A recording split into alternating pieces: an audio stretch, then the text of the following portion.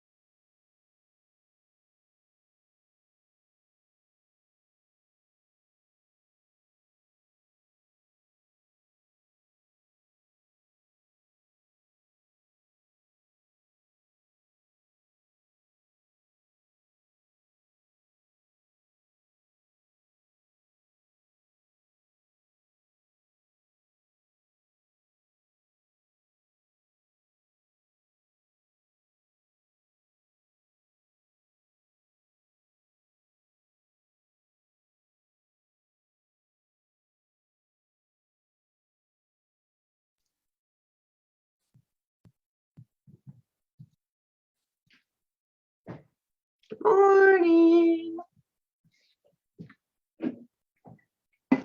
Boy, this is class week, huh, guys? Good morning. Yeah, no kidding. I know. We're going to be so smart. You know, we might have a lighter crew. I noticed I sent the invitation out yesterday to Gateway only. Well, I was going to ask you about that, and I thought, well, maybe he just copied the other one. Did you? No, I sent it out to everyone this morning, but okay. I mean, oops. What am I going to do? Did you send it to Global, or you did it to everyone? Global's in there, I think. Yeah. Okay. Cool.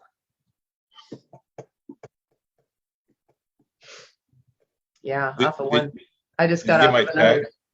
Oh no, I just got off. I'm on a once a month. I'm on a mastermind with other brokers from across the country. It's really fun, from Detroit and Houston and North Carolina. And,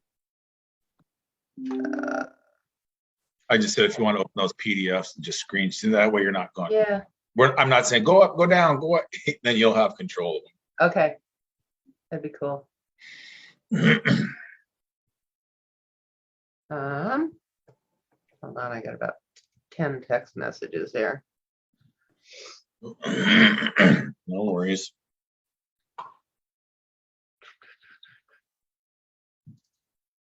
Actually, I can just open them up, and if I've got the ability to screen share, then I can do it. And we're good. Okay, what else do I got going on? 5 text messages.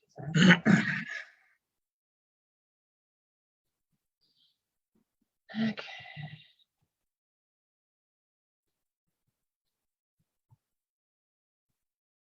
How we doing, Sherry? How are you? Haven't seen you in a while. Hold your space bar down. Sherry. Oh, she's unmuting. I'm good. I'm good. Been going through a few post-COVID problems. Oh. I didn't even know that was a. So then I had all this brain fog, and I'm like, huh. And I mentioned, someone said, "Oh no, there's post-COVID symptoms." I'm like, great. Oh yeah, my sister had it almost a year ago and still can't taste regular. Her taste is still all goofed up. Yeah. Very scattered. My brain just feels like, oh, it's not anyway, but I'm trying to like concentrate. I go through that every day. I was just gonna say that sounds like my everyday. Squirrel. Yeah, me too. I think I got ongoing COVID. I'm the worst squirrel on the planet. Shiny object syndrome is a real thing. It totally is. Well, at least we have something now to blame it on. Yeah, right? Yeah, exactly. I like that. Exactly. Oh, and Wilhelmina, yay, COVID negative. Whoop, whoop. Flying home today, you got stuck wherever you are. I'm so excited. I can't believe that I managed to become negative. Well, I was negative the entire time, but it's a miracle. Yay. So flying home today. Yeah. Oh, your husband couldn't smell bacon for 10 months? Oh, smelling it would be bad, but if you couldn't taste it, that would be really bad. Yeah, bacon is one of the poor food groups in our house, especially for Brad. Right, Lori? You know, when Jennifer buys him bacon socks for Christmas, it's bad. Yeah. Boy, we've had some good questions from you guys this week. Just that have been coming at me. It's been some good stuff. So right on. Well, 10:03, we can kick it off. Does anybody though have some haves and wants? Because I know we're a little light on, because we do it like every other week, so it wouldn't hurt. If anybody does have some haves and wants, go ahead and shout it out. Looking for something, can't find anything. Listings are, oh my gosh. Yeah, I have one. Go ahead, Shri. I have a buyer ready, willing, and able. We're actually going to, because I put the e-blast out a couple days ago to all the agents, and someone's got a hold of me. We're going to go look at that one hopefully tomorrow. But if anyone has anything in the Meridian School District, 3 to 4 bedrooms, up to 550, let me know. Thing coming. Meridian is sought after. The school districts for sure. Anybody else? Yes, I have one. So I have a want. Ready to buy a 5-bed, 4-bath house, but more in the North Bellingham. So they can go up to Linden, but don't want to go out. And price range is up to 1.1. I've been I follow the hot sheets like everybody else, and I'm still amazed at the prices. Aren't they? I'm just like, do you see that one that closed up on Jerome? 1,500 square feet, cute little, 3-bed, 2-bath, little dated on the inside, $680, and it was listed for $625. I'm just, whatever. I don't want to sound like that guy that the houses used to be 35 grand. You're the I remember when. I know I am too. Well, I just like. Wow. Well, I just remember during the downturn, the recession, when you couldn't. I mean, people literally didn't want listings because nothing was selling. I think average days on market was like 9 months, 11 months. Actually, I remember Nancy Brom doing statistics and talking about vacant land. Do you remember this? And the average marketing time for a lot at that time or acreage was like 2.5 years. I mean, you couldn't give them away. So it's a cycle, boys and girls. Yeah, it's a cycle. You go through enough of them. And now it's multiple offers on vacant land. Yeah. Who would have thought? I know, right? Yeah. Okay, so we're gonna watch a little Jared James. Pretty interesting, and of course he's awesome. Somebody needs muting. What's that? Somebody needs muting. Yeah. I don't know who. Go ahead. Sorry. Jay, maybe. It's Bali. All right, I muted her. Anyway, he's got some really interesting little takes on how to make your offer more creative, and it goes beyond the typical, use an escalator clause, shave off some contingencies, what could you, blah, blah, blah, blah, blah. So that's kind of what hooked me. I'm like, oh, because that's what I thought he was going to do, right? So I watched it. So let's just watch that real quick. And take some notes, because they're pretty good. Everybody see that? Nod your head. Can you see it? Okay. YouTube, as always, guys, if you enjoy this, give it a thumbs up, leave a comment below, subscribe, turn on your notifications. I think this is one that you are going to get a lot out of. Today, we're going to talk about 5 different things, the 5 different ways that you can get your buyer's offers accepted in a low inventory market. And quite frankly, I'm not going to talk about the things that so many of you already know about, right? I'm not going to talk about, waiving your contingencies. I'm not going to talk about make the highest offer. I'm not going to talk about doing some kind of a rent or a lease back to the seller. I'm not going to talk about escalation clauses. I'm not going to talk about any of those things. I'm going to try to do some unique things that maybe you have, maybe you haven't thought of before. Maybe you'll pick up 1 or 2 right now that can really help you, because, in a low inventory market, which is probably almost all of your markets, the difference between the winning bid and the second place, third place, fourth place, whatever it is, many times it's first off standing out, because a lot of you are in marketplaces where, you're getting on average, 30 offers on every single property, and you're trying to find ways to separate yourself, right? So I want to talk about 5 kind of different ones, 5 ways to kind of separate yourself and really give an advantage to your buyer because they're working with you, right? You can talk to them and tell them how you leverage these things, in addition to, by the way, all the other things we're doing right now. We have our virtual coaching platform. The last 2 months, every month we do series. The last 2 months we did nothing but every single week talk about how to get listings. And now heading into May, we're going to spend the whole month talking about how to get your offers accepted. And we're going to talk about 25 different ways, okay? So if you're watching this and you're not a part of our virtual coaching, make sure you go check that out right away. We'll put a link in the description below. Make sure you check that out. It's super cheap. And there's going to be 25 different ways that we're going to go over the next 5 weeks. But here's 5 that maybe you didn't think of, okay? So take some notes, share this with your office. Let's all get better together, okay? The first one I want to talk about, very simply, to separate yourself and get more of your offers accepted, is just to use humor. We did I posted a question in our Facebook group. We have a group on Facebook called Jared James Coaching. And I posted and I said, what are you guys doing to get your offers accepted? And this isn't what they called it, but this is what I took from it, was that a lot of agents were using humor. And, they would do things like when they would send the offer over, one of them gave the example and they said, and now my second offer, if this gets accepted, I am going to buy you, the listing agent, the LA, margaritas and tacos on me. And then they go, okay, all kidding aside, I hope you got our offer. And they just try to have some fun with it, right?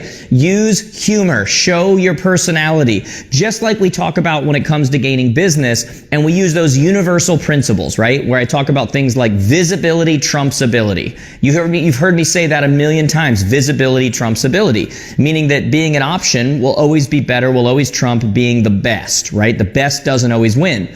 That same principle applies when we start talking about getting your offers accepted. You need to stand out. You need to be different. You need to be memorable. You need to all of those things. So use some humor, right? Why don't you, when you start sending over your offers, we had one of the users in our group talk about this, how they will actually, in the subject, when they're sending over the offer, they will change the name of the subject and they will call it the listing agent's name, so-and-so's favorite offer on the property, right? So it'll be like, Joe Schmo's favorite offer on 39 Main Street. So now that agent is opening up the offer, you completely stand out. They're giggling a little bit because the subject was, this is my favorite offer on this property, right? Now, it can't be a half-price offer. It better still be a great offer. You still better be leveraging all the other things that are needed to be in the advantage of the seller in that case, because it is a seller's market, but it makes you stand out, right? A lot of you are losing before you ever begin because you're just sending over offers and you're sending it straight from the scanner and not even telling them an offer came over. You're sending it and you're just like, here's the offer, let me know how it goes, and you're just like all 29 other offers. stand out. Visibility trumps ability. Use some humor, right? Humor matters. That's the first point that I want to talk about. The second one that you might want to take advantage of is don't just offer a higher price. I think we always think that it comes down to price, right? But don't just offer a higher price. Instead of just offering a higher price, what if instead you made an offer, maybe it's $5,000 less than what you were gonna make, but you let the seller know, you let the listing agent know, the LA know that you're making this lower offer, but you are willing to pay the seller's closing costs, or you're able to take care of some of their moving costs or something like that, because that price was not added in the additional sales price that you're offering. That's less that the seller is going to get taxed on, right? So instead of offering $275, you say, hey, I'll offer $270, but we'll put $5,000 towards their closing costs. We'll put $5,000 towards. That way they're not paying a conveyance tax on a higher sales price. Instead, you're taking that additional amount and putting it towards something that actually matters to them. And when you're able to communicate this to them, they now know they're dealing with a professional. They know they're dealing with an expert. And the seller appreciates the fact that you're trying to not only save them money on the price, but also on the money they're going to pay out afterwards, which all adds up to their bottom line. So get a little creative. Communicate with them. You might have to go a little further, explain a little more, but that's again going to separate you, okay? So number 3, let's talk about another one. When you send over your offer, and this sounds like it's common sense, but it's amazing to me how many people are not doing this. And, we talk to, by the way, these things I'm talking about right now, we talk to not only our buyer's agents, we have, tens of thousands of people in our programs, that what they're doing to get their stuff accepted, but also what listing agents are looking for when they're getting all of these offers, right? And one of the things that can significantly separate you from all the other offers that are coming in is when you send over an offer, send in an email a detailed summary of your offer with the fine points, okay, what it actually is. Because when a listing agent is getting 34 different offers and they have a 12-page contract, think about that for a second, 34 times 12, that's 408 different pages that you're expecting them to look through. Think about that for a second. Do you really think that listing agent is looking through with a fine-tooth comb 408 pages? Make it easy. Here's the details, all in a succinct, easy to read summary that I give to you by email. And then in that email, also include a video from you, a video just like this, because some things just translate. Video connects you, right? And say, hey, Joe Schmo, Jared over here, got my offer. I gave you the summary in the email if that's easier for you. But here's also the basic summary of me just telling you it is. We're really looking forward to this. I'm looking forward to a smooth transition. Tell them a little bit about yourself. Tell them how easy you're going to make it, and how you have a track record of getting deals closed. So put a summary in the email, and then also include a video. That's going to separate you. In a competitive market like this, you need to be looking at, how do I separate above and beyond these other 37 offers that are coming in? Because you got to find something. And sometimes the little things that you think are just duh are not so duh, right? Not everybody's doing them. That's why some people are very successful, and that's why some people are not, because they're better at complaining than they are actually doing the little things that really separate you on a day-to-day basis. And you all know the types of people that I'm talking about, and I'm hoping that you're not one of them, okay? There's the first 3. Number 4. What if you were to get creative and you were to have your buyer on the offer pay your commission rather than having the seller pay the commission? Again, think about that. Now the seller is going to net more money. And it's not just that you're doing this and now the seller is going to net more money. What you've also done here is, once again, you've demonstrated that you're a professional, and that you can be creative and come up with ways to make this something that's more logical for the seller to take. All right. So what if you also offer to say, hey, the buyer is going to pay my commission separately, and now that means the seller is going to net more because all they're now paying is their agent. They're not paying you as well. That's another option you can go with, right? And number 5, last but not least, and again, guys, I want to preface one more time and say, I know there's a million other things we can be talking about. I have a whole other video on here about ways to get your offers accepted that breaks down things like escalation clauses and different things to do. I'm just giving you some other ones that maybe you haven't thought of that are a little outside. And the 5th one that I want to talk to you about is one that should be so freaking obvious, and it's just not to so many people. And that is, don't underestimate the value of relationships. Just like in business, when you're getting leads, when when you're whatever. Those relationships matter so much. You know, the greatest deterrent, the greatest way to fight against third parties and apps and disruptors is to have relationships with your database, have relationships. What you don't want to be in your your area, in your market, and we all know these agents in our marketplace, don't be the prick, okay? You know what I'm talking about, okay? We all know the agents in the marketplace who are absolute pricks, right? And they're just rude to everybody, and they're busy, and they're just too good for everyone, and that is gonna bite you in the butt right now, okay? And so you need to, not only up until now, do this crazy thing called being a good person and like being good to the people around you, but you also need to be even more intentional about that moving forward. You know, one of the guys in our Facebook group, again, the Jared James Coaching Facebook group, which you all can join, gave an example where he was showing the property. It was the first day on the market, and the sign was being put in the ground, and he texted the agent and said, "Hey, just wanted to let you know the sign is being put in, you're all set." Didn't have to do it, didn't whatever, but it was a little thing that he could do that makes him visible to that agent and reminds that agent, oh, this is a good dude, this is a good person. Because you all know this is true, that sometimes when it all comes down to it and our sellers get overwhelmed and there's all these over-asking offers and there's all these whatever, at the end of the day, many times the sellers will look at the agent and they will say, what would you do? Who do you want to work with? Who do you like? Who do you trust? Because the numbers are already where they need to be. The numbers are higher than they ever thought they were going to be. But really, going under contract doesn't mean anything if you don't close. You all know what I mean. How many times does a seller look at you and go, who would you go with? Who do you like? Who do you trust? That all comes down to the relationships, okay? We do not need to, in our industry, act like the Real Housewives of, real estate industry 101, where we're all just bickering behind each other's backs. And, the industry is big enough for all of us. There really is. And when you look at the percentage of agents that actually do all the business, regardless of what country you're in when you're watching this, the industry is big enough for everyone. It's not an accident that, there's a million coaches in our industry. Let's just be honest. But there's really only 4 or 5 real ones. Like there's really only that actually have a business, that actually are the names that every brand goes to, that are actually, we're all friendly for the most part. Like there's 1 or 2 that, whatever. That's another day, maybe at a cocktail over a happy hour one day. But overall, like the main ones, I'm friendly with them. We text back and forth. We help each other. We, congratulate each other when things happen. You know why? Because we know that the industry is better with us in it.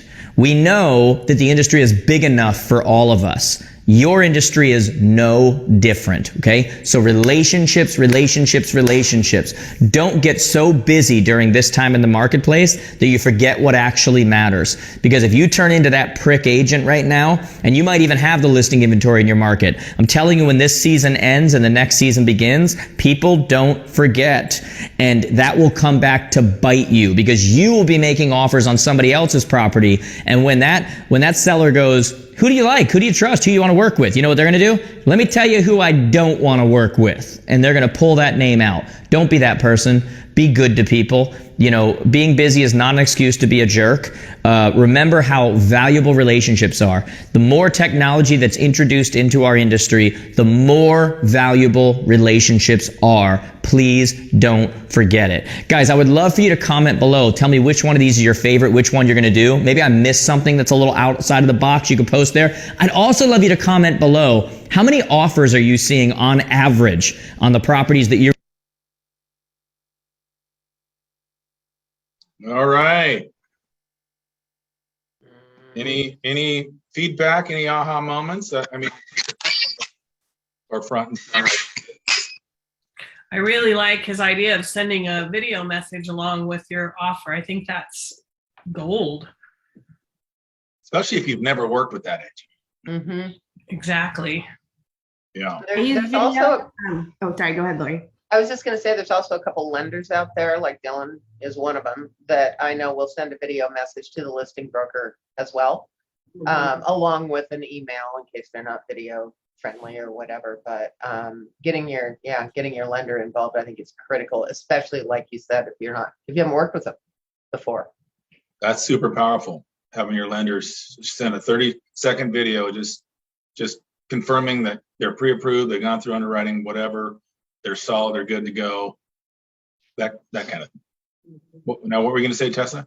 Oh, I would say I use video. And so I do the detailed email with all the details of the offer and the offer. And then I just do a quick, I try to keep it under a minute, but I just say, hey, Mr. and Mrs. Listing Agent, Tessa Jarvis, Remax Whatcom. I want to tell you about my client. I go through the highlights of the offer and the benefit, and then I call and I text, right? All the things. But the benefit of the video, and I direct it to the listing agent because that's who I'm presenting it to.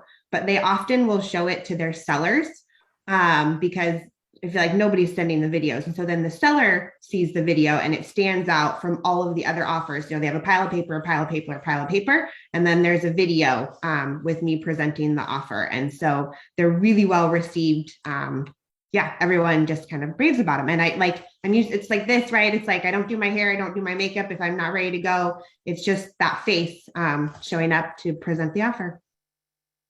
Just those little things that separate you. You know, right now it's a game of inches, you know. Can I also say something? Yeah, sure, Zach. I'm wondering if I'm crazy or if I'm the only, like, am I the only one that's enjoying this market? Like, it's not crazy. We're not dealing with 30 multiple offer situations, but it's challenging just enough to where you have to be a little bit creative. Like, am I the only one that's enjoying this or am I crazy? You're crazy. This market sucks. Well, so you're saying you enjoy this market? Well, I'm just kidding. So relatively speaking, I mean, we don't have the market that Seattle has, but we have the market where it's still a little competitive, but just competitive enough to where you don't have to just write a number on a piece of paper. You have to be a little bit more creative. You got to put some work in. And I really like this guy that you put on, Blake. He's got some really cool strategies that he discussed that I've used personally that's worked. Like, basically, when you're writing an offer that is, you know, above asking price, and instead of writing for $700, you write for $680, and then give them like $20,000 or whatever the case is towards their seller closing costs. That's worked a lot. But just being a little bit more creative, I feel like it's challenging, but it's just a little bit more fun to work around with. Mm-hmm. I mean, the market is what it is, but you got to work with what you got. And I honestly, I don't know, I guess I'm crazy, but I enjoy the creativity of it. Well, good, because I mean, it's still in that certain maybe 300,000 to 500,000 price range. It's still like uber competitive and the listings are low. But honestly, I do like I mean, if you're working with a buyer that you have a super strong relationship and they keep having them pay your commission, I mean, they might not be opposed, because let's face it, buyers pay the commission anyway, right? It just cycles through the seller side of the HUD statement back over to you. So it's their money that pays it. It just briefly lands on their side of the HUD statement. But like he said, it's not just the taxes the seller has less to pay. It's the overall closing cost. It's less commission. It's less, a little bit less in escrow, a little bit less in title, a little bit, so, there's something to be said about that. Another little tidbit that I just went through is don't get so hung up on those offer review dates, because a house went on the market on Friday. I had a really strong buyer, though, had cash for 22 AD, and we just wrote it up and we expired it the same day I wrote it at X time. And I said, and he's like, well, we're not going to review offers. And I just went through with him all the strengths. And then I said, okay, I go, well, we'll rewrite our offer, but it's not going to be, probably won't be for this much. It's not going to be this pretty. So think about that. They ended up taking it. So I just pushed a little bit, so I've done that a couple times where I just ignore the offer review date and just write it, but only if I have a really, really strong buyer, obviously. Well, and also, they got to be on board. I mean, you guys have heard me say this forever, whether it's dealing with an inspection, asking for credits, writing offers. It's all a game of chicken, right? It's all, that's what it is. It's a game of chicken. Who's going to blink for, who's going to jump first? And I'm not saying you need to have fun with it like that, but I'm saying you should explain to your clients, because They haven't sold a house in 20 years. They haven't sold a house in 10 years. You've sold 20 in 1 year. So, and just, this is a game of chicken. Can I? Yeah, go ahead, Molly. So I just recently had an experience with the Seattle market. So I wrote an offer and I kept calling and are you going to stick with the offer review date? And they said, yes. So one party, so I was going to write on 2 different houses, like in case I lose on one and I'll put on the other one. So one said, we will stick with the offer review date, where I lost. Recently it went 200,000 over asking.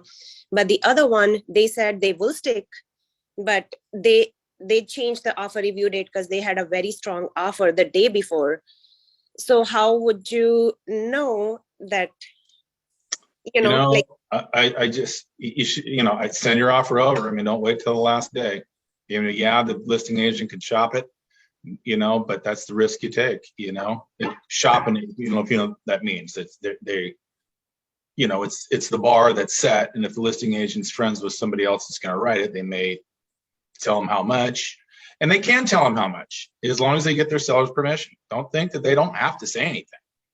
If you talk to your seller and you say, is it okay if I tell the other agents what the other offers are? Well, and this is real estate 101, but never ever forget to ask the listing broker if they are also personally writing an offer on the property. If you don't, shame on you. Right. Because they're under no obligation to tell you that if they are personally writing an offer. And it just gives you insight. And then the second question should be, that's great. Is anybody in your firm writing an offer on the property as well? And not that's a little bit more arm's length. But information and knowledge is power, and there is absolutely nothing wrong with asking these questions because you're representing your client. They don't have to answer you, but there's nothing wrong with asking them. And if you don't ask them, and then you find out that, because as a listing broker, you've got power. A lot of times, you've lost buyers at an open house because they go in and the listing broker says, hey, you buy it through me and I'll cut my commission in half and I'll credit you and da da da da da. So, even though they're not supposed to, they have an unfair advantage right out of the chute. So at least you need to understand where that's at so that you can hopefully counter it. Just a reminder. Yeah. I faced it already, actually 2 times. You what? You faced it?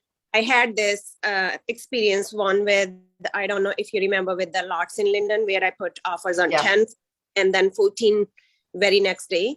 And now I'm checking all the sales history, and a lot of them, she's the one who sold them. Mm-hmm. So did you ask them, Bali, if they're writing an offer on their listing? And they say, hey, I got 5 offers. Are you saying, okay, great, that's awesome? Are any of them your offer? No, that's the one thing I did not ask. And now I found out when I checked the sales history, it's like she's one of them. So a lot of the offers I wrote on, she is the one who sold them. And they were pretty much either the list price or a little higher.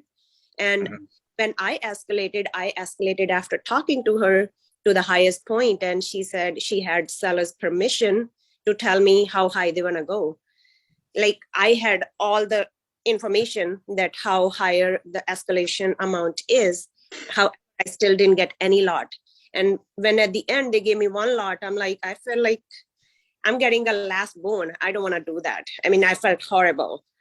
Yeah, the run to the litter.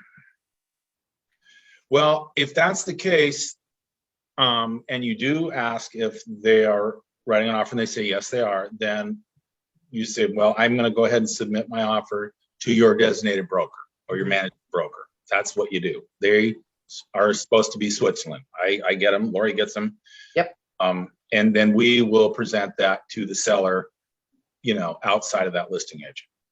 And often it does work. I had no clue that, this could happen. So that was my first experience. And definitely. That's why we're on Roundtable. Yeah. But so in case, so now that happens. So another offer I wrote, same experience. So the listing agent never even confirmed the receipt of the email. So I got the email from document delivery, our document delivery, and is passed, like my offer already, expired. And they accepted somebody else's offer when my offer was stronger. And she never said she received an offer. I called, texted, and she said, oh, I never got an email. I'm like, seriously? However, that wasn't the case. So we just put an offer on another house. But those kind of experiences happened just lately. Mm-hmm. Well, and unfortunately, in the area that you're doing a lot of work in, there's a lot of that goes on out there. A lot of the good old boys network are, Shuri's nodding. They are alive and well in Linden, in case you didn't know it. Yeah, there was one, I was just looking at listings in Bellingham the other day, and I went, oh my gosh, there was like 12 houses came on the market under construction, listed one day, pended the next day. So all the Larrabee Springs stuff. Yeah. I mean, like, I saw it too. I was like, every single one of them basically came out. They probably listed them at 11:59 p.m. and pended them at 12:01 a.m. So they showed different days. Or they listed them at 8 in the morning, turn their phone off, and then turn it back on at 4 in the afternoon. Yeah, it was actually, they listed one day and pended them all the next day.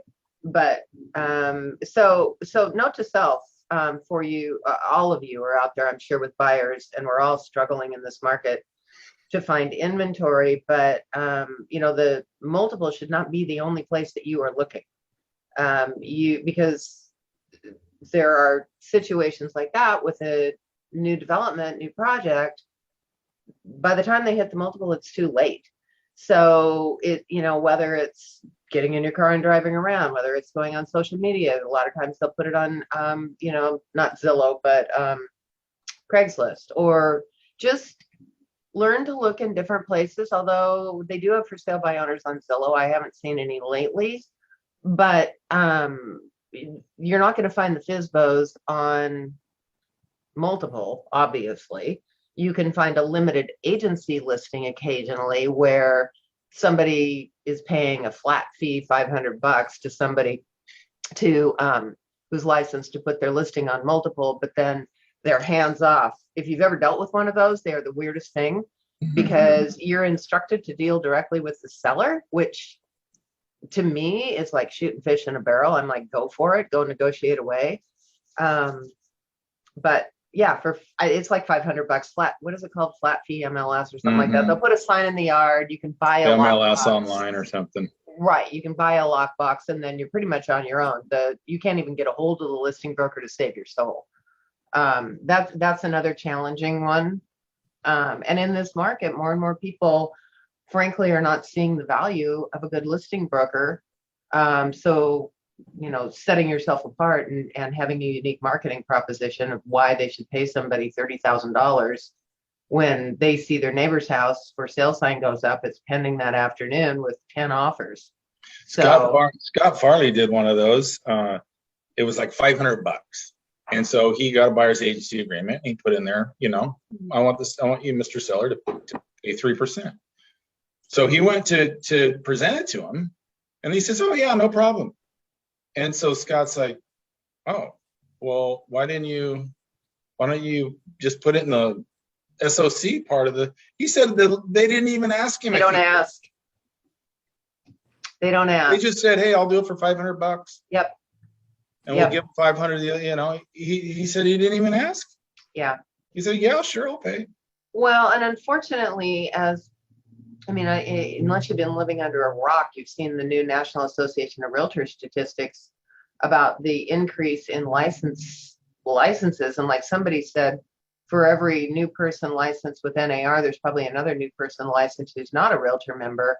I mean, there's hundreds of thousands of people coming into our industry that if they do one deal a year, it's a lot, but unfortunately we're the ones that have to deal with them. And so it's not going to slow down.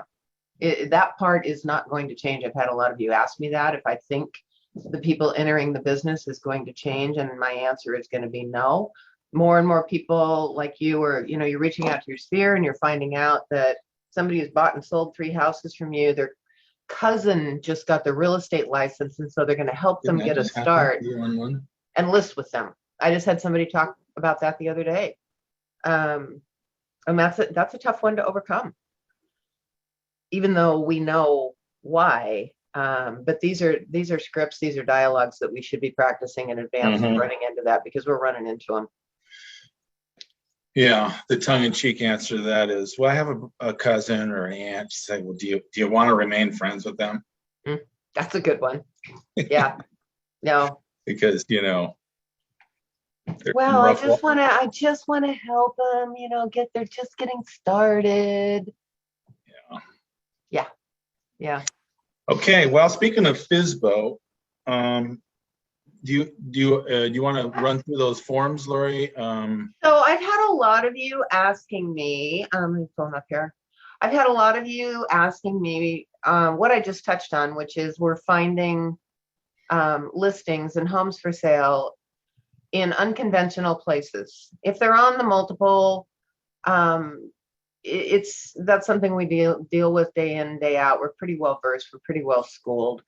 But there's 3 different scenarios. Probably the most common one, or one of the most common ones, is to have somebody call you up and say, I already have a pre-identified buyer. I just want you to do the paperwork.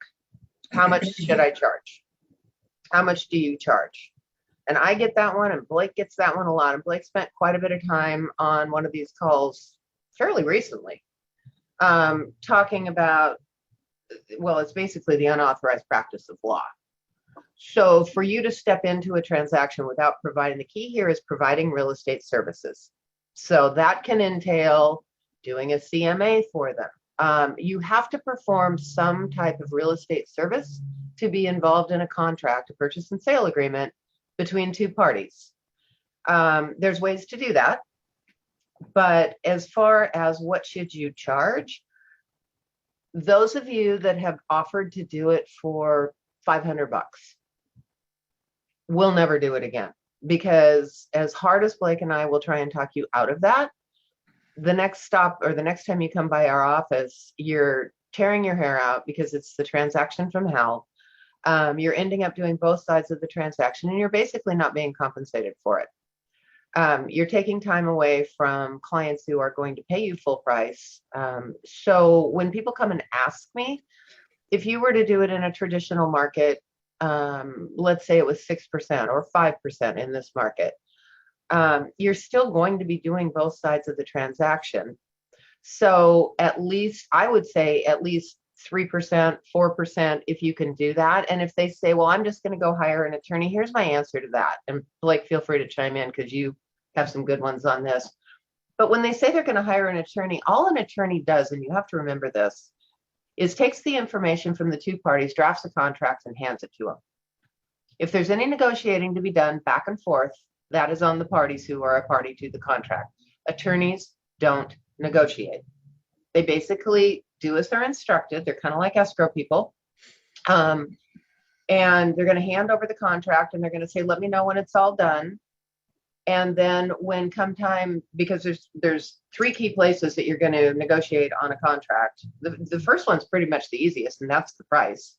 The second one is going to come when the inspection comes, and that's always a lot stickier. That can always, there's a lot of things to go with that. And then the third one is we're seeing more and more, I've had like 3 of them in the last 2 weeks, is appraisals and low appraisals.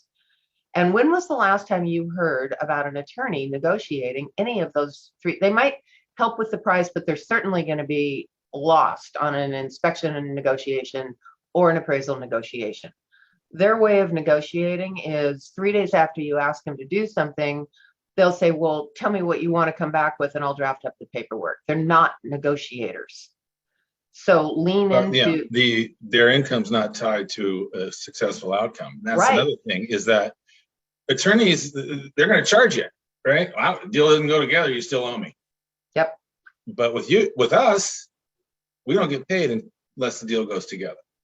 And right. So like a typical, dual agent, not really, hey, I've got a buyer, but a dual agent, I would always say, look, before I got a 5 or 6%, whatever. But when I take the listing, I would always let them know, I would set the ground rules. Am I going to show your house? Probably not. Maybe, but am I going to sell your house? Probably not. Set their expectations right there that I'm a marketer, I'm a negotiator. I'm most likely not going to sell your house. But if I do happen to get a buyer, I'm not going to do the work of 2 agents to get paid for 1. Now, am I going to want 6%? No, I'll get, we'll cut it down to 4, 4.5. And they always understand that. You just simply I'm not going to do the work of 2 agents to get paid for 1.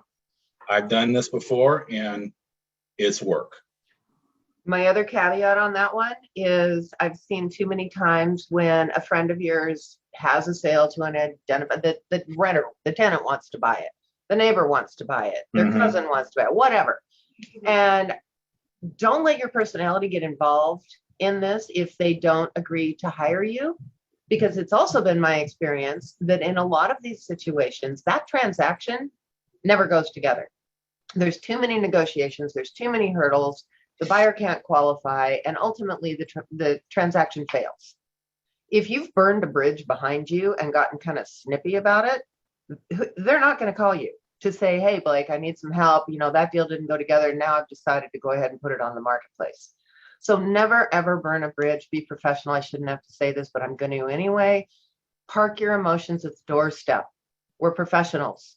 This is, you know, hey, I wish you all the best. I'm sorry it didn't work out with us, but hey, if it doesn't work out on that purchase agreement, I'm more than happy to help. Let me be your resource. Keep in touch and then follow up with them, because it does happen. It absolutely positively does happen. I think that's a rookie mistake that I see not so much RE/MAX brokers making, but I see other brokers in the field doing that. So that's just a little reminder. So back to my situation where they call you up and say, hey, my cousin wants to buy the house or the renter wants to buy the house. And you have to provide real estate services. Like I said, a simple CMA and going over a price, even if they say, no, we've already got an agreed upon price. You and I both know that in a lot of cases with for sale by owners, they underprice their property. They don't know the value. They go on Zillow, they get a Zestimate, and that's what they agreed. Or the tenant goes in. The tenant is a lot of times more versed on pricing than the seller is. And the tenant convinces the seller that, hey, we're not going to have to involve an agent, so you're going to save $40,000. We're not going to go through the headache. We'll just get an attorney to draft it up and it'll all be kumbaya and we'll go forward from there. If the seller's smart, they're going to call up somebody like you and they're going to hire you. So if that happens, what's the first rule of performing real estate services and being paid? You have to enter into agency with that client in writing prior to the transaction being written. Now, in the case of a normal transaction on the multiple, when the seller signs a listing agreement, they agree to agency, whoever lists the property, plus they agree to dual agency if that listing broker also happens to sell it, plus they agree that anybody else in the multiple can sell it representing their own client. So the agency is spelled out in a listing agreement. Don't have to worry about it. When you are representing a buyer, you've got a buyer agency agreement that you should be using. So that's all covered. But with a for sale by owner, you're starting from ground zero. So the first thing you have to think about after you provide your services and get an agreed upon is you have to enter into an agency. So depending on who you're representing, we have, here we go. This is Form 47. And it's called a seller representation agreement, no marketing, sale to identified buyer. And it's a long title, but it kind of covers things. So basically what this is doing, what this form is doing, is this is allowing you to represent the seller in a transaction and go ahead and perform your real estate services. So the Form 47. So the first thing out, the first paragraph talks about the firm agrees, the firm, because it's the firm and we're appointing you as a sub-agent, agrees to represent the seller in the sale of the property who seller has identified as a likely purchaser. So this is great. It's spelling everything out. If the purchase and sale agreement is not mutually accepted, 30 days, and this seller, so it has a kill date, 30 days out. But then you say to me, well, but the buyer wants me to represent them as well. The tenant needs some representation, so I've agreed to be a dual agent. Okay, well, we go into the next paragraph down, and that is covered as well. So this is where you go. This is a legal requirement for you to draft a contract of which there is no listing agreement. You have to enter into agency. So save this. Save this form on your desktop because it's got such a weird name you won't remember what it's called. So they talk about dual agency. It also, seller acknowledges the receipt of the pamphlet, the law of agency. You still have to pamphlet,ize everybody, both buyer and seller. They still have to do a Form 17. They still have to do the lead-based paint, all the normal things that you're doing. Here's your compensation. Seller shall pay firm compensation of blank percent or blank dollars total commission for representing seller in the sale of the property. No compensation from seller is otherwise due. It talks about the multiple. So it authorizes us to provide, because if we sell an off-market property, we do have to notify the multiple within 1 day of closing, along with one picture that the property has been sold. This is the clause that it's interesting. So you're notifying the seller, you're putting this in writing, that you're not going to do any marketing. You're not going to do any marketing, and seller acknowledges his firm will not market the property through the MLS or anywhere else, even though exposure to the open market will increase the likelihood they'll receive fair market value. They're telling them right here to their face they're probably not getting enough money for their property. Yeah. Seller understands selling the property without exposure may cause the seller to receive a lower purchase price on or less than favorable terms. At this point, you can't argue with the seller because they got all the answers. But cover this with them. This is also another place where it would be good to insert, if in the event this doesn't work out for any reason, there may be another avenue that we'll discuss later, but that would be exposing it to the 34,000 brokers on the Northwest Multiple Listing Service. But hey, if you want to go this route right now, this is the way we're going to go. It's not short sale, distressed home. We're not going to cover that. Seller disclosure, it tells them right here, because the seller's going to say, well, I'm selling it to somebody I know. Why do I need to do a seller disclosure? It's Washington state law. And oh, by the way, it's right here in the contract. So this is a good one to have. There is a clause in there that says if the seller retains the earnest money because the transaction fails to close, any costs are committed by the firm. We don't normally enforce this. And then the standard attorney fee clause. And then are they undersigned the sole owner? Yes or no? Pretty simple form. Form 47, seller representation agreement. This could also be used if you're representing a buyer and the buyer finds a FSBO or you find a FSBO. And the question that I get is, who should I represent? I'm going in with the buyer. We found a for sale by owner. I don't know this person from Adam, but I feel weird asking the seller for a commission when I'm not representing them. So it's going to be easier to sell the commission argument if I'm also representing them. I can't answer that question, but you do need to talk about agency with that seller, even if you're not representing them. You need to have the conversation to ensure they don't want representation. If they say, no, I don't want you to represent me, I've got an attorney, it might not be a bad idea to throw a clause in there that says you'll credit the seller a couple $100 at closing to pay an attorney bill for him or her to go to the attorney of their choice to have them review the contract. They can never come back and say they didn't understand what they were signing, whether they go to an attorney or not. You've opened the door, you've given them the opportunity, and that is especially important if you're buying a property for your own personal use if it's off market. I like throwing that credit out there to be paid at closing. Give them a couple $100, let them go talk to an attorney if they want to. If they don't know any, you can give them some names. Any questions on that before I move on? So that's the seller. Did everybody know that form pretty much was out there? Hopefully. Okay. So I think that everybody knows about this form, Lori. Yeah. So where I am now, I lost my whole bottom. Am I still screen sharing? Yeah, you're on buyer's brokerage. Buyer brokerage firms. Okay. Mm-hmm. How about this form? Because I just had somebody ask me about it the other day. It sounds like this is a form that you'll use if you're just having the buyer pay your commission, but it isn't. It's got more options than that. This is a form that you'll use if there is zero compensation or limited compensation on a listing that's in the multiple. If you have a buyer agency agreement, you have the authority to go in and try and negotiate a higher commission from that seller. Without a buyer agency agreement, you do not. So this is the form that you will use if there's no offer of compensation, seller agrees to pay the buyer brokerage firm a commission of.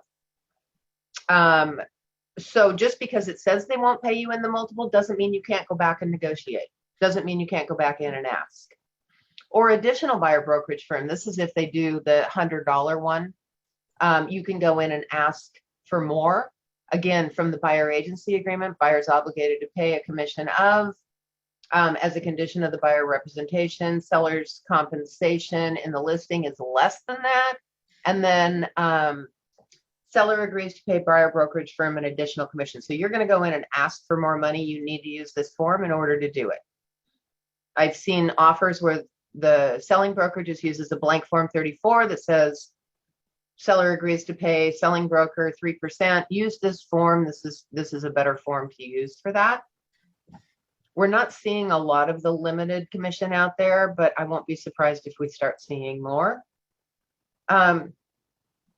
Here's the one that you may not know is here. Buyer brokerage firm commission, no listing agreement. So now we're on to the for sale by owner. There's no written listing agreement. Seller agrees to pay buyer brokerage firm a commission of blank percent or blank dollars if the earnest, and then it goes on to the rest of it. This is where you get paid. This is where, if you're representing a buyer, you're going to get paid. So this is form 41C. That's a useful form when you're going in, representing a buyer and negotiating. So you would have a buyer agency agreement, and then you would also have that form. The buyer agency opts you into buyer agency, obviously. That is what you use to get paid. So it's a good form to use. Any questions on that one? Everybody know that one was there? Of course. No, they don't. Remax agents. Yeah, Remax agents. Okay, so I got one more. Hold on. Okay, Just 2 seconds. Got one more. Actually, this will take about 2 seconds because I think everybody knows it's out there, but this is your buyer agency agreement, form 41A. So this is what gets you into agency with your buyer. The first form I went through gets you into agency with the seller, and the middle one gets you paid. Okay, so those are the for sale by owner forms that you would want to read through, be aware of, and have on hand, and be aware of them before you get the phone call from the friend who has the neighbor who wants to buy the house, or the buyer you've worked with who found a for sale by owner and wants to buy it. You need to know them ahead. Sure, he's nodding ahead of time. And practice your scripts so you're not they don't catch you off guard. Yeah, I probably get asked at least once a week about those forms. So good for you guys for being on this call today, because now you know about them. So I got 4 legal hotline questions. You know, I found the yesterday, Lori, the septic issues that we were talking about, the septic addendum. Yeah, I thought, you know, we all could use a little brush up here. Now, unfortunately, you can see the answer. So I've got a couple of septic questions in here. If you represent the buyer and they're waiving their inspection because they have a septic addendum as part of the contract, can they still ask for repairs for the septic? Can they still get their earnest money back if they walk away due to septic issues? I'm assuming that the sewer would not have no part of protection because we don't have sewer addendums. Here's the answer, but you guys. Form 35, the inspection contingency addendum has a check mark provision that authorized buyers to conduct a sewer scope. Do most of you guys check that box? You should. If buyer wants to perform a sewer scope, buyer should mark that box, get seller's consent, and then conduct a sewer scope as part of the buyer's inspection. That has nothing to do with buyer's separate rights under the 22S septic contingency addendum. If the seller's property is serviced by a septic and buyer includes a 22S or another statewide septic contingency, that is a standalone contingency. The septic contingency addendum controls buyer's rights in a septic contingency. Buyer's waiver of Form 35 inspection contingency would not impact buyer's separate rights under the separate contingency. I do get this question. So just be aware. So I have a question for you, because septic, and I'm not as well versed on this, but a lot of times the septic laws are overseen or implemented by the county in which the septic system is in. So I guess my question would be, we've got the Northwest multiple rules and the forms and whatever, and that's all nice, but wouldn't you also want to check with the county and find out what their particular rules are? Because like Skagit's are pretty onerous, and well, yeah, you're assuming that you have a clean septic inspection. What if you don't and the seller says, I'm not going to fix it? Do you have any teeth by going to the county on that? Well, in Skagit you do. You can't, well, actually the escrow will fire up a red flag because you can't transfer title. Mm-hmm. So, yeah, or the lender for that Right. matter. I don't want to get into the weeds too far, but I guess I'm just assuming that, a lot of times when you go to take a listing, I would always tell them, just go get it done, Mm-hmm. right? Flash that clean bill of health, immediately. Shut that door. I agree. That's a great answer. Question, am I correct in reading the Form 22S septic inspection addendum that it does not offer a remedy to buyers that the seller does not perform?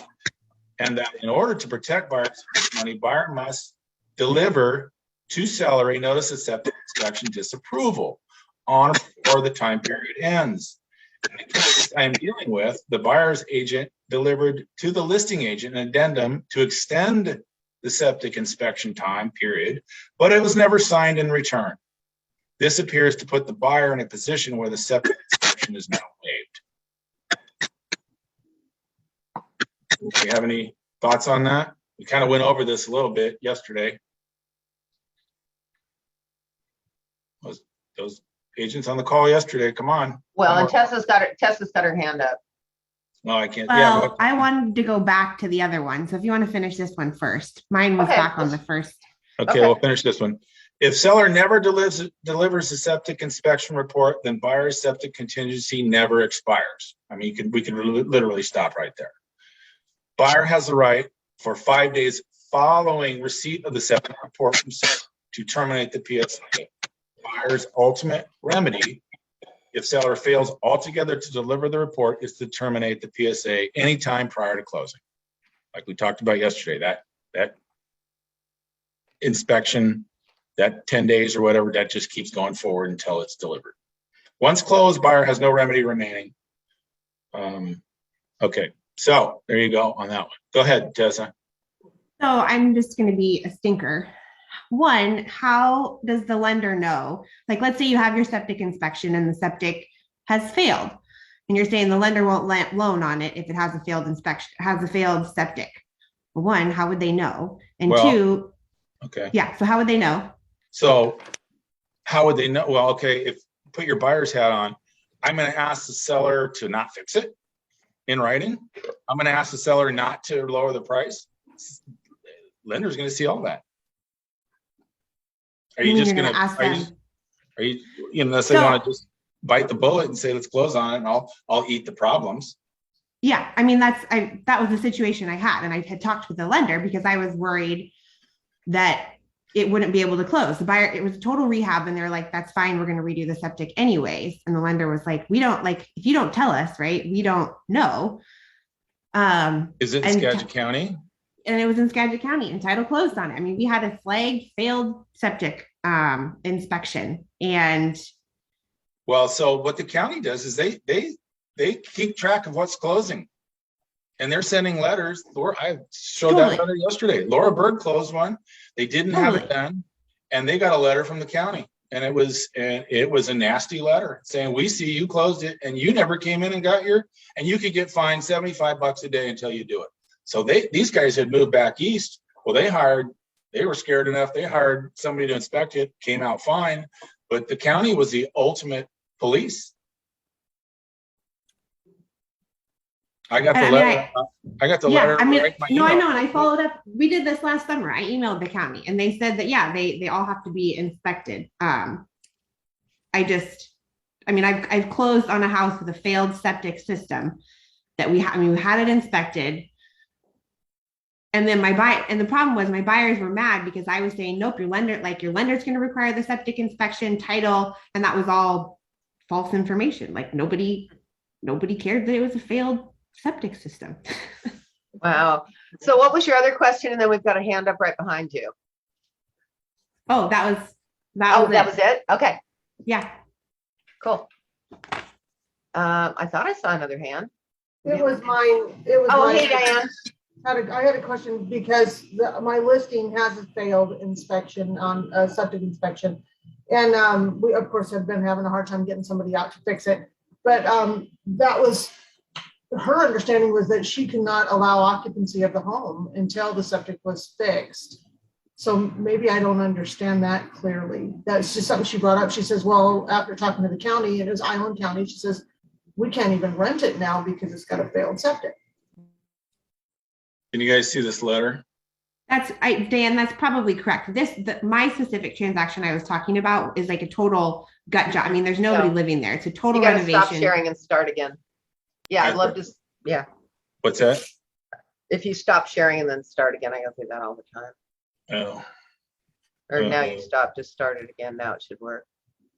We'll get back to the questions, but that was just a letter from the county on Laura's deal. Okay. We did that one. So again, that stays open all the way. You listing agents also be aware, this is not like HOA docs where it does expire and it's deemed approved if the buyer never raises their hand saying I disapprove. In the septic, it's complete opposite. It just stays open and buyer can terminate. You said many times that a buyer can terminate the agreement via the inspection report form 35 for any or no reason. Oops, there's the answer. Is that true with the septic addendum, the well addendum, and the well addendum? For any reason, subjective. I just covered this in our contracts class yesterday, so just a little refresher. I'm not saying anything. 35. Come on, you guys, make me a hero. What did we talk about? All three are based on buyer subjective satisfaction with the report. This means buyer can terminate the PSA based on anything. They don't like the color of the ink. And they can use it as an excuse. And I've had it happen like the day before closing, and there's not a dang thing you can do about it. And that's why listing agents taking a listing on a house with a septic, get it done, get that door shut, or a well, well inspection. But wells are a little different because there's testing the water, there's testing the whole system. I mean, I don't know if a seller wants to do everything, but to shut that door might not be a bad idea. Yeah, flow test. Mm-hmm. Okay, here's one where old habits die hard. Form 42. I guess I should pull that up, Lori. Yeah, I'm not sure what it is either. That's the who you represent form. Oh. Okay. I didn't even know they still have that in there. Form 42 is required to have filled out and signed for a listing where there is already assigned 1A exclusive sale agreement. That's the listing. Hold on a second. Here, you keep going. I'll find it maybe. Or do you have it? No. I got to sign into the multiple. I'll be 2 seconds here. I can pull it up. So this is where if you get honestly, if you get a listing, can you guys see this? But can you see the multiple?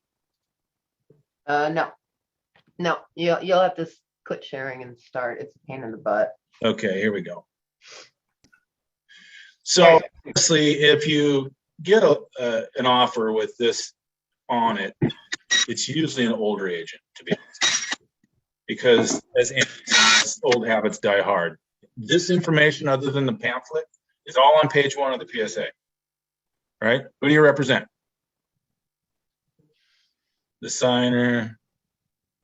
Buyer. You represent the buyer or the seller? Well, and you've already opted into agency on the listing agreement with the seller, and hopefully opted into agency with an agency agreement with the buyer in advance. This form is redundant. I honestly, unless it's just something you do as a matter of practice, and you have to do it then with every client and keep it for your file, acknowledging they've received the pamphlet, which is not a bad idea, but it certainly doesn't need to be included in your offer, in my opinion. Well, a lot of times the buyer puts it in there, says, hey, I represent this, but also it's, you're also confirming, it says on there that they have received the pamphlet right on agency. And I think that's probably a good thing. Form 42 is repetitive of language included in every statewide purchase and sale agreement. It includes the agency disclosure provision and some boilerplate language included in the purchase agreements. Form 42 exists for the purpose of the broker including it in a transaction drafted on non-standard forms. So if An it doesn't attorney have that, or a builder. correct. That's pretty much it. So, Tessa, do you have your hand up? Or you just high-fiving, or? It'll just be a high five. Oh, sorry, it shouldn't be up. Okay. High five. Great job, you guys. Yeah, high five. All right. We're 7 minutes over. Sorry about that. Hope you guys got some takeaways here with Jared James and a little brush up on the forms. Anything? No, good job. Next Monday, Wednesday, Friday next week, I'm back into contract boot camp. They've been awesome. We're finally done with the residential purchase and sale. Next week, 8:30 to 10, everybody's invited. We've had a lot of brokers from all different levels on the calls. We'll be covering inspections, inspection responses, financing, contingencies. We're getting into some meat and potatoes. So 8:30 to 10, Monday, Wednesday, Friday next week. Hope to see you guys there. Okay. You guys have a great weekend. Thank you.